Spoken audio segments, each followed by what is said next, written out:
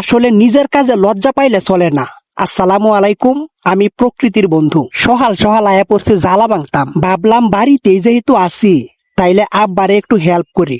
এই যে আমরা ক্ষেত ট্রাক্টর দিয়ে আল বাইতাছে, আলবানি শেষ হইলে রোয়া লাগানি লাগবো। এইদিকে এক সুডু ভাই ঝালিকে বাইতাছে। গ্রামের প্রতিটা দৃশ্যই আমার কাছে বিরাট ভালো লাগে, এই জন্য আপনাদেরকেও দেখানোর চেষ্টা করি। দেখেন কতগুলা মাছ ধরছে, একদম টাটকা তরতাজা। এই যে এই জায়গাটাত আইছি জ্বালা ভাঙতাম, আয়া দেখি আমার ছোট ভাই আর আমার বাপ আরো আগেই আয়া পড়ছে।